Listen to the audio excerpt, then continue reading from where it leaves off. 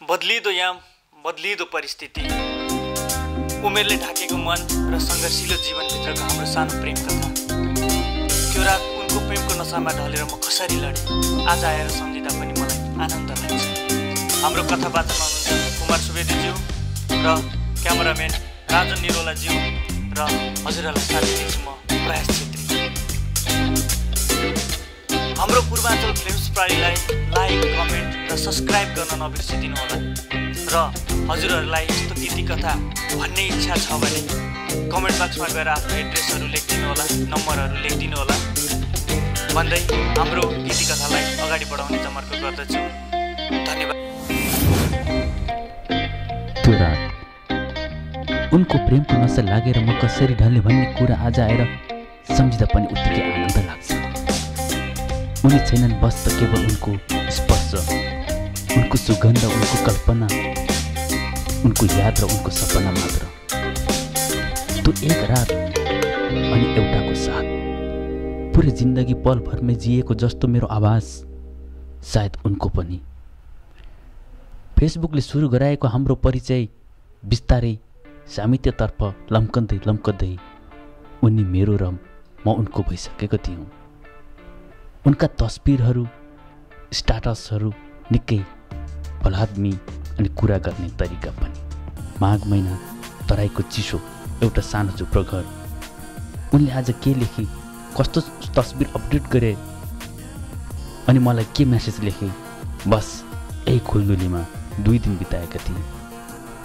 हिउँदको बेला तराईमा खासै बर्सात हुँदैन, तर त्यो मौसममा भने लगातार 3 दिनसम्म पानी पर्यो। बिजुलीका पोलहरू ढले, टेलिफोन सेवा अवरुद्ध भयो। कहाँ के कति क्षति भयो भन्ने जानकारी लिन रेडियोसम्म त थियो घरमा। लाइट नभएकाले टेलिभिजन चल्ने कुनै सम्भावना थिएन। दियोको सहाराले सबै काम खाना सकि आफ्नो ओछ्यानमा पल्टिएको मात्र थिएँ। झलल बत्ती आयो। 2 दिनदेखि बन्द भएको मोबाइल चार्ज गर्न मलाई चपेटानै पर्यो। मोबाइल चार्जमा राखेर फेसबुक खोलेँ। मेसेजरमा 49+ मेसेज भनेर आतो प्लस देखाएको रहेछ। मैले अरूको मेसेज हेर्ने कुरै भएन। हेरौँ पनि कसरी? उनको मेसेज गनेर साध्य थिएन। अन्तिम मेसेजबाट पढ्न सुरु गरेँ। उनको अन्तिम सन्देश थियो, तिमी कुन अवस्थामा छौ मलाई कुनै जानकारी छैन। तिम्रो बस्तीमा बाढी पसेको खबर सञ्चार माध्यमबाट थाहा पाएँ। काली, तिमी छिट्टै अनलाइन आउनु, म 48 घन्टादेखि तिम्रो प्रोफाइल हेरेर बसिरहेको छु। मैले तत्काल रिप्लाई गरेँ, कालु म सकुशल छु, चिन्ता नगर। उनले लेखे, ओहो तिमी आयौ प्यारी, सर्वप्रथम मलाई तिम्रो अँगालो चाहियो। आज तिमी मसँग नै छौ भन्ने कुराको आवाज गर्न चाहन्छु। 40 घन्टादेखि कठोरतापूर्वक बिताएँ। यस्तो लाग्यो वर्षौँदेखि एक अर्काको भएर बाँचेका हामी आज 81 तिमी टाढा हुँदा म नितान्त एक्लो पागल पस्दै भएको छु। उनको यो मेसेजले मुटुभित्र गहिरो डेरा जमायो। उनी लेख्दै गए, आज अनुमति दियो भने म सदाका लागि तिमीलाई मेरी बनाउन चाहन्छु।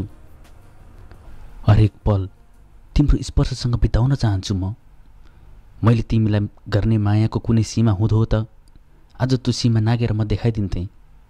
अनि त्यसपछि तिमीले जुनसुकै सजाय दिए पनि तिम्रो मायाको उपहार सम्झेर सहस्वीकार गर्ने थिए।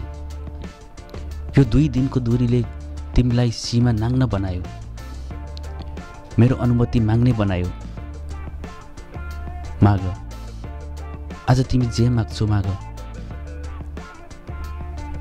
म खुसी दिन तयार छु। पीडा उस्तै हो, प्रेम पनि उस्तै हो। मलाई पनि त्यस्तै भएको छ। जिन्दगीमा कहिलेकाहीँ गरिएका कुनै गल्ती पनि यति मिठा हुँदा हुन्, कुनै सफल काम भन्दा अझै प्यारा लाग्छन्। हो, आज मलाई पनि त्यही गल्ती गर्न मन लाग्यो प्यारी। के अनुमति मागिदिन्छौ र? उनको यति मिठो आग्रह पनि कसरी नकारूँ? हुन्छ भन, जे चाहन्छौ तिमी त्यही माग। आज तिमीले मागेको भन्दा अलि धेरै दिन मन छ मलाई। त्यति बेला म होइन, उनीप्रतिको मेरो आकर्षण बोल्दै थियो। उनले भने, सर्वप्रथम मलाई आफ्नो रगतको रातो टिकाले तिम्रो सिउँदो रङ्गाउन देऊ।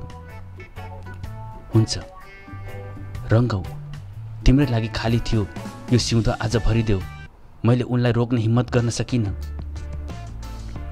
आऊ, आज तिमी र म बिचको हरेक दूरी मेटाउनुपर्छ। यो सारा संसारले हामी एकअर्काको हौँ भन्ने कुरा बुझ्नुपर्छ। उनका प्रत्येक शब्दले मलाई बिस्तारै घामको तापले हिउँ पगाले जस्तै पगाल्दै थियो। मुटु निकै नै तीव्र गतिमा कुद्दै थियो। त्यो पल उनी र म बिचका सबै दूरी मेटिए, तर काल्पनिक रूपमा। यस्तै माया प्रेमका कुरा गर्दा गर्दै बिहान भएको पत्तै भएन। उनले भने कुनै रातहरू यति प्रिय बन्दा रहेछन् भन्ने मैले कहिले सोचेको पनि थिइनँ। हिजो अस्ति तिमी बिना निन्द्रा लागेन, आज तिमी भएर मलाई निन्द्रा लागेन। यो माया भन्ने चिज यस्तै रहेछ। मलाई म्यासेजमा यति भनेर उनले डिप लभ भन्दै एउटा स्ट्याटस लेखे। फुलले माया गर्ने मान्छे फुल जस्तै हुँदा आफ्नो मन पुतरी जस्तै हुँदो रहेछ। त्यसैले होला उनीलाई हरेक पल चुमिरहँ जस्तो लागेको छ। उनको त्यो प्रेम स्ट्याटस मलाई ट्याग गरेको थियो। मैले लाइक ठोकेँ। मेरो मन खुसी हुँदा उनको ओठ मुस्कुराउँछ अनि उनको आँखाबाट आँसु झर्दा मेरो मुटुमा भिजाउँछ। सायद यही नै प्रेम रहेछ।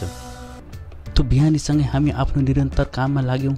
साँझ यसै गरी मिठो कुरा गर्ने र दिउँसो एक अर्काको काममा डिस्टर्ब नगर्ने बाचा गर्दै छुट्यौँ। उनले हिजो रातभरि भनेका कुराहरू सम्झिँदै दिन बित्यो। साँझ पनि भयो। उनको कुनै सन्देश आएको होला भन्ने लागेर मैले फेसबुक खोलेर हेरेँ, तर कुनै म्यासेज थिएन। आज निकै व्यस्त भएछिन् काममा। ठिकै छ भन्ने लागेर मैले नै म्यासेज लेखेँ। कहाँ छौ कालु? म तिमीलाई अनलाइनमा कुरिरहेको छु। कि हिजोको अनिदोले मलाई बिर्सायो? कुनै सन्देश नै छाडेनौ? कुनै मेसेज नै नगरी सुत्यौ कि?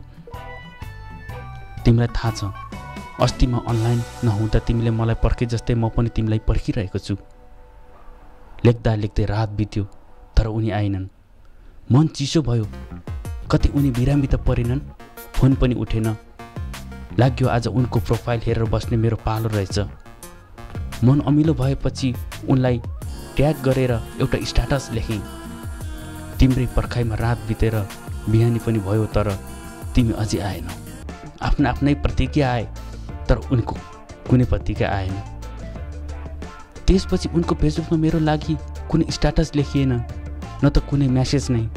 कस्तो विडम्बना! आज वर्षौँ बित्यो त्यो रात पछिको बिहान उनलाई कहाँ पुर्यायो?